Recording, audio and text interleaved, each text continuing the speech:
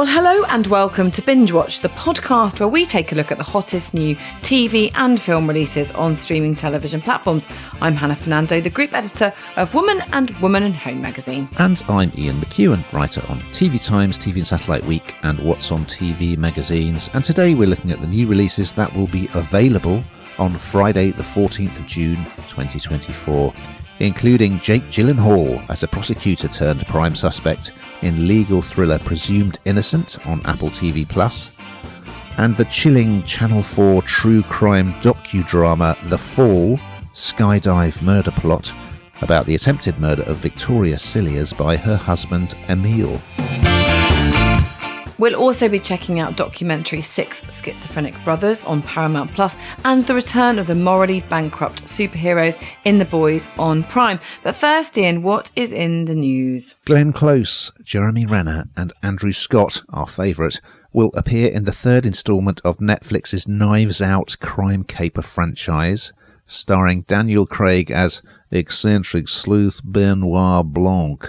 What else is in the news, Hannah? Well, in the second run of Prime Video's fantasy prequel, The Lord of the Rings, The Rings of Power, Rory Kinnear will play the mysterious Tom Bombadil. Pretty good selection for you this week. We've lobbed in a couple of documentary series. Shake things up a bit, Hannah, right? But we're going to start off with an old favourite that is returning to Prime Video on Thursday the 13th of June for a fourth series. It's fantasy drama The Boys, and here's a clip. This country is corrupt beyond repair, so we gotta save it. Friends, you better think again. It's not gonna be easy. We'll have to do some terrible things. For the greater good. You'll no longer be beloved celebrities. But with good in the fewest of ways. You will be wrathful gods. So you're going to get your first 3 eps up front, and then it's weekly after that. Yes, Series 4 of this brilliant superhero satire. If you've not seen it and you're thinking, I don't really have room or the inclination to watch anything else about superheroes, because let's face it, they have dominated, especially cinema, for quite a few years now. Well, you should check this out because it's very, very different. It's super subversive. In this world, the superheroes are celebrities and they've got their own kind of company and they sell products, and like many other humans, they're corruptible.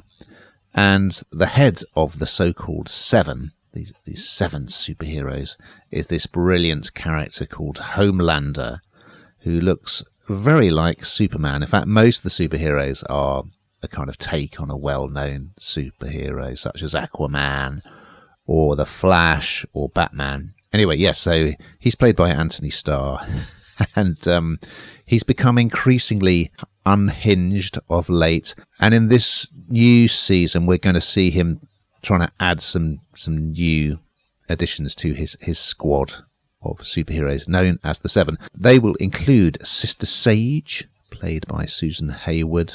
She has the power of super intelligence, and Firecracker, played by Valerie Curry, who is a gun-toting patriot. Anyway, I would say, first of all, even though there's like a sort of recap clip at the beginning of episode 1, so much has happened in the first 3 seasons, and it is quite complicated that you do have to go back to square one, I would say, because otherwise you won't really know what's going on. But even if you throw yourself in straight into season 4, it's hugely entertaining.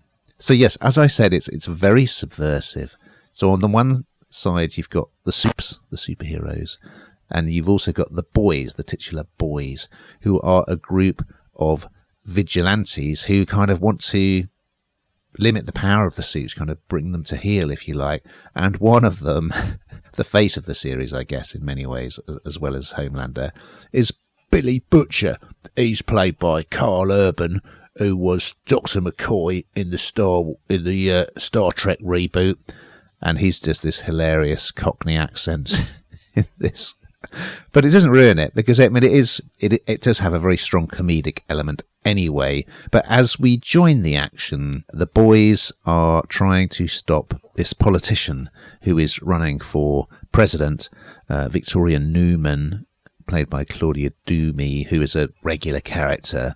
Billy is sort of trying to connect again with Homelander's superpowered son, Ryan. So yes, the first sort of setup is at a political rally, they're trying to sabotage Newman, but there are some big surprises in store. So I won't go on too much about it, but I really like this series. It's a completely new, highly original, very funny, often quite violent take on the superhero genre. I do love Carl Urban in it. He's hilarious. So they're recommended, but do go back to the previous series if you haven't already watched them. Not quite sure if this is your cup of tea, Hannah. Well, what's not to love about unscrupulous superheroes, frankly? No, do you know what? I think it's the violence. I think it's you're right. You need to go back and watch it all over again. If you haven't watched it, I also think if you have watched it, you kind of need to refresh your mind, because it's quite complicated in places. As you say, it's quite violent in places, and it's quite a hard watch. And it's you've got to really sit there and be completely taken in by it. And although it's very different, and as you say, a different take on the superhero genre, which is clever, and I can appreciate it for all of those things. For me, it's just too hard to watch. I easily confused, am I, Ian? And honestly, it's back and forward, and there's lots of anger and it's pacey. But I'm not into it straight away. So for me, although it's a different take on the superhero genre, and as I say, what's not to love about unscrupulous superheroes, for me, there's quite a lot not to love, dare I say it, I'm afraid. Fair enough. Well, I think our next offering will be more to your liking. It's a new drama series coming to Apple TV Plus on Wednesday, the 12th of June. It's called Presumed Innocent, and here's a clip. When was the last time you were in Carolyn's apartment? We had cases together. Sometimes we would work after hours at her apartment. Your fingerprints were found in her bedroom. Were you and Carolyn romantically involved?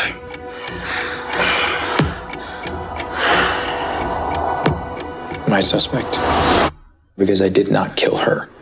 You're absolutely right. I really, really love what I've seen of this so far. Not only because Jake Gyllenhaal is in it. I'm not that easily swayed, I promise. But because it, a bit like the last one didn't for me, it just captures you immediately. It's really pacey, high drama, and you're completely caught up in it immediately, because this does have violence in it. They're investigating a murder, so it's pretty nasty in places, but it also brings in the whole kind of emotional element and the backdrop of kind of people's lives, which I find really, really interesting. And there are a few twists and turns. It's not all completely obvious, dare I say it. So yeah, Jake Gyllenhaal, he makes his return to this drama. I think it's for the first time since his guest appearance in Homicide: Life on the Street, which is 30 years ago, which is quite hard to believe, really. And he plays the lead role in this. Now, he stars as this attorney, so he's really well dressed, straight away, got me, I'm there. And he's accused of committing the murder that he's investigating. So straight away, how, why, he's married, what's going on. And then he sat around a table, and it turns out that his fingerprints are not only everywhere, but in the bedroom. Is he romantically involved with the person that has died? And so this follows this. It's got 8 parts in the series. And it's adapted from a book, Scott Turo's hit 1987 novel. And so I haven't read the book, so I don't know how well it sort of sticks to the narrative of the book. Often these things sometimes don't. But you see people really coming up against each other. You see somebody who absolutely maintains their innocence.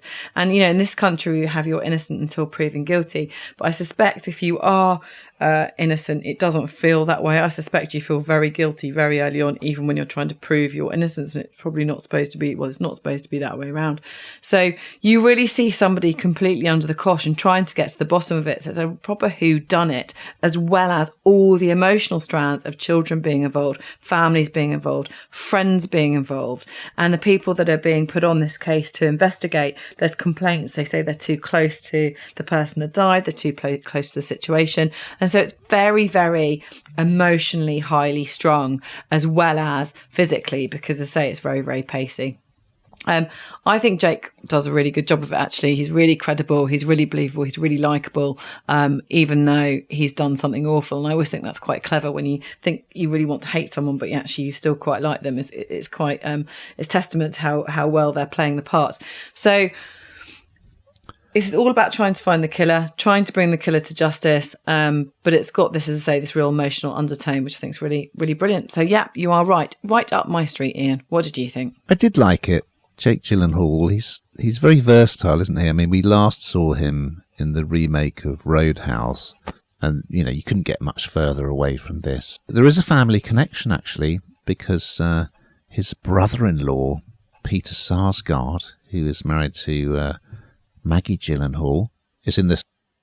One of the interesting elements of it is that in the American system, they elect the district attorneys, so they run for office, and they're very political.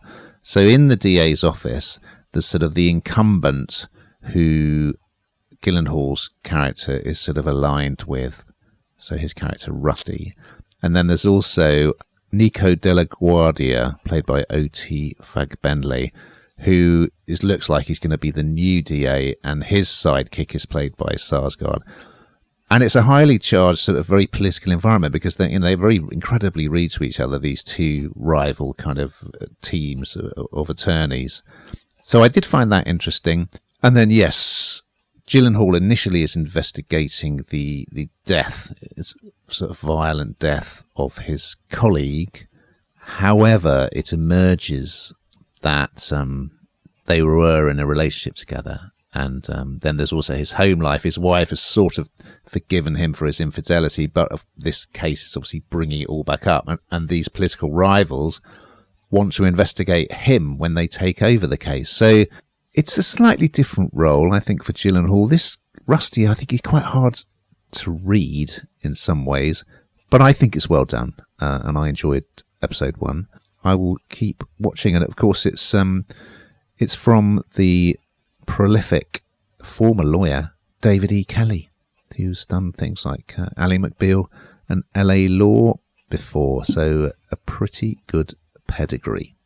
Next up, arriving on Discovery Plus on Monday the 10th of June, we have a new documentary series called Six Schizophrenic Brothers, and here's a clip. I was the youngest of 12 children. From the outside, our family looked picture perfect. And that's just how our parents wanted it. But behind closed doors, it was another story. And it tore our family apart. I find I'm watching mostly documentaries as I get older, Hannah. It's something that will happen to you at some point. But this is an interesting one. It's about this sort of all-American family, the Galvin family, big family, and they were living in Colorado Springs. They've got 12 kids, 10 of them boys, and they seem to have this picture-perfect life, but the family is afflicted by mental illness, specifically schizophrenia. And what's particularly unusual about this case is that so many of the boys developed it. Members of the family are contributing in interviews, very interesting interviews, looking back on what happened, as well as medical experts. And of course, the fact that they were all related was a useful resource for doctors looking into the potential causes of schizophrenia. Anyway, the story starts, it's in the late 60s, and it's the eldest son, Donald Jr., who first starts showing signs of mental illness. He has a breakdown at college. His marriage breaks up. He comes back home to live with the family, but he's kind of putting on religious robes and wandering about in the woods, sort of muttering to himself. But because particularly the father is so concerned with his standing in the local community, he is reluctant to sort of let people know what's happening or kind of admit his son to a facility where he can get proper treatment. And so that's where we start. And right at the end of episode 1, Don Jr., as he is today, suddenly appears on screen, and he's about to kind of give his version of what happened, which is a kind of great cliffhanger. But yes, as time went on, 6 of the brothers were diagnosed. In one case, it really ended in tragedy, sort of murder, suicide. So it's a fascinating story. I mean, it's not really exactly a true crime documentary. It's more a story of a family that was torn apart by terrible mental health problems that have affected so many of them. So I did find it interesting. Hannah, what did you make of it? Oh, wow. It's so interesting, isn't it? I mean, I just can't, it's sort of the fact that it's real. It's just, I don't know how many other people are suffering with schizophrenia, and it's not really fully understood. And I don't think I completely understood exactly how, this sounds ridiculous, but how much it can affect someone's life. And, you watch this, and this is kind of quite a picture perfect family with a kind of picture perfect life. And then one of the children starts acting a bit, differently, if you like. And you see all these kind of, there's violence, there's extreme, it's kind of living on a knife edge at all times, really, isn't it? And I just found it absolutely fascinating and heartbreaking in equal measure, to be honest with you, because the audio, what you're hearing from them, it's I don't know. It's sort of, you think of, I don't know, arguing between siblings, and that's sort of normal. But this then gets worse and worse. It breaks the boundaries of kind of what's normal. And if you've all got that inability to perhaps control those emotions, how catastrophic it can be. So I found it massively fascinating, really, really interesting. We're going to finish with a docudrama series in this case, over on Channel 4 and Channel 4 streaming. So it was shown from Tuesday the 11th to Thursday the 13th of June, but is available on Channel 4 streaming. It's called The Fall, Skydive Murder Plot, and here is a clip. Hopefully you'll jump soon. Yeah, I hope so. The weather report says it's good after 3 o'clock. Yeah, well, it's shitty now. I just feel a little bad leaving you all day. It's fine, honey. We've been wanting to do this for a while. Yeah, it'll be worth it. Okay, thank you.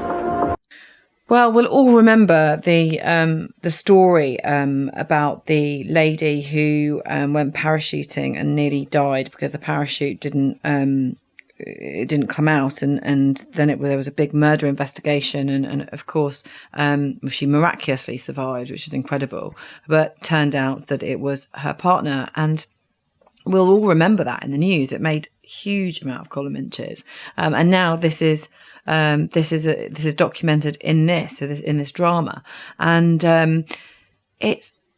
You can't, I suppose we know the story, but this puts it all together. You see it in kind of detail of how it happened. You remember the guy, Emil, he arranged this parachute jump for Victoria, and it was near their Wiltshire home, but her parachute completely failed, and she plunged. It was 4,000 foot, I think, and she unbelievably survived. But it turned out that her equipment had been tampered with, and you find out how and why they found that out, because I suppose, why would they be investigating that? But I guess they had to look and see what had gone wrong, and of course they found out that actually someone had played a part in this, and that it wasn't just an accident. And you kind of see every bit that was missed, I suppose. We just glaze over the story, don't we? When you read it, you think, oh God, that's just so awful. But then you kind of really go into the details and the case, and how he was finally convicted, and the fact that he had no real kind of upset or remorse. It was absolutely fascinating. And I find things like this fascinating because it's in our time. You know, it's something that's really, and that's what we're doing now, isn't it? More and more, and sort of turning these documentaries, these dramas around so quickly. Whereas quite often what we talk about, I'll say, well, actually it's great because it kind of picks up the history that I don't have. Well, this is in our living history. So it's really, really fascinating. And also really, really upsetting in places. It's kind of, the levels that people will go to get rid of someone. I mean, how bad can things really get? Just absolutely awful and really hard for anyone that knows this family to watch, I'd imagine.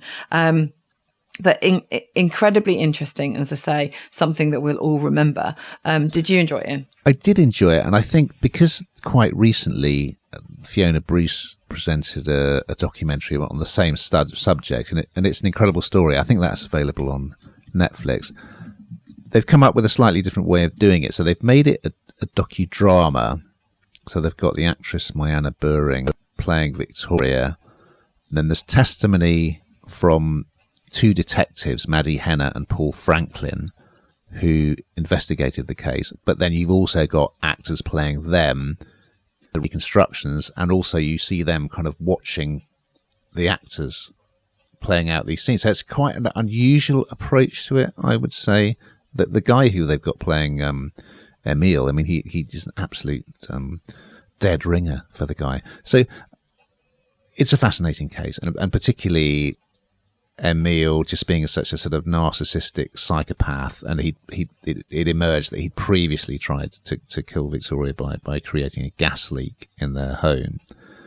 But perhaps the strangest thing about it, other than the fact that also she survived the jump, is that she refused to accept that he was guilty, and she sort of sabotaged the first trial by sort of almost retracting what she said to the police and not testifying in the way she'd agreed to, and wanted him back in the family home. And then when he was convicted in the second trial, she was going to visit him in prison and still sort of saying that she didn't believe that he could have done it. And she gives an interview in this, which giving her take on it now, now time has passed. So it's quite an innovative way of telling this amazing story. And yeah, I found it well worth watching.